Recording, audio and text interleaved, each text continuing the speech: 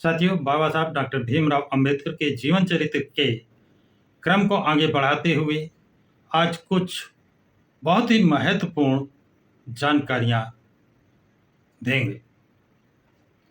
जब डॉक्टर अंबेडकर विदेश में होते थे, उस समय रमाबाई बहुत ज़्यादा तकलीफ सहकर अपनी जिंदगी व्यतीत करती थी, लेकिन उन्होंने कभी भी किसी के प्रति कोई कठोर शब्द भी नहीं कहे बोले थे।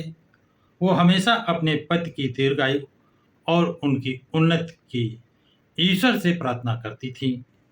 वह व्रत भी रखती थी। जब डॉक्टर अंबेडकर अमेरिका चले गए थे, तब रमाबाई गर्भवती थी।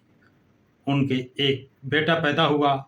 उसका नाम उन्होंने गंगाधर रखा था। वह बालक बचपन में ही चल बसा। अब उनके पास एकलौता बेटा यशवंत ही था और उसकी भी तबीयत अच्छी नहीं रहती थी, जिसके कारण उन्हें चिंता लगी रहती थी। फिर भी बहुत ही कम खर्चे से परिवार का पालन पोषण करते हुए पति के अध्ययन में कभी कोई कमी या व्यवधान नहीं आने दिया। ऐसा उन्होंने कभी कोई बात नहीं की कि उनके अध्ययन में कोई व्यवधान पड़े। रमाबाई हमेशा इतनी सतर्क रहती थी कि पति के प्रयास से वह कुछ पढ़ी लिखी बन गई थी। सचमुच महान हिंदू पुरुष के जीवन में उनकी अर्धांगिनी का उनकी सफलता में कितना हिस्सा होता है, इसका हिसाब नहीं किया जा सकता। फिर भी इतना ही सही कि वह नारियां आदर्श आर्य नारी हैं। आदर्श आर्य नारी की साक्षात अवतार थी। डॉक्टर अंबेडकर की पत्नी भी साध्वी थी। डॉक्टर अंबेडकर का लंदन का अध्ययन अधूरा रह गया था, जिसे पूरा करने के लिए वो लंदन जाने के लिए बड़ी बलवती इच्छा रखते थे। इसलिए डॉक्टर अंबेडकर जब प्रोफेसर थे तो अपनी मासिक आय से काफ़ी बचत करते थे। अपने मित्र नवल फतेना से उन्होंने 5,000 रुपये कर्ज प्रामिसरी नोट को कहते हैं, मतलब होता है यह एक कानूनी दस्तावेज है जिसमें उधारकर्ता ऋणदाता को एक निश्चित राशि चुकाने का वादा करता है। उस वादे पर वो ऋण 5,000 दिया था। इतना ही नहीं, डॉक्टर अंबेडकर ने थोड़ी सी आर्थिक मदद कोल्हापुर के साहू जी महाराज से भी प्राप्त की थी। इस तरह से डॉक्टर अंबेडकर पूंजी जमा करके लंदन में अपनी शिक्षा पूरी करने के लिए जाने की तैयारी की थी। डॉक्टर अंबेडकर ने सिडेनहैम कॉलेज के प्रोफेसर पद से इस्तीफा दिया और जुलाई के अंतिम सप्ताह में वह लंदन पहुंचे। उनकी साध्वी पत्नी ने पुनः दुख और दरिद्रता का मुकाबला करते हुए अपने नन्हे मुन्ने यशवंत का, भावच का और अपने बेटे और उसके बेटे मुकुंद का पालन करने का पक्का इरादा कर लिया। इसी बीच बड़ौदा सरकार के अधिकारियों ने डॉक्टर अंबेडकर की शिक्षा के लिए जो व्यय हुआ था उसे वापस लेने के लिए उनके पीछे निष्ठुरता से तगाजा लगाया था। उन्होंने इस संबंध में सिडेनहैम कॉलेज के प्राचार्य को भी लिखा था। मुंबई के सरकारी शिक्षा अधिकारियों को भी लिखा और बताया था। उस समय के विख्यात मजदूर नेता नारायण मल्हर जोशी से इस संबंध में मध्यस्थता करने के लिए उन्होंने अनुरोध किया था। कुछ लोगों ने यह बताया कि डॉक्टर अंबेडकर अपना पूरा पता नहीं बताते, तो कुछ लोगों ने बताया कि समय मिलते ही ऋण वापस करने का डॉक्टर अंबेडकर का इरादा है। इस पूरी समस्या में एक बात दिखाई देती है कि महाराज बड़ौदा को इस समस्या के बारे में बड़ौदा के दीवान ने बहुत समय तक अज्ञानता में रखा था, यानी बड़ौदा नरेश की जानकारी में बात नहीं बताई थी।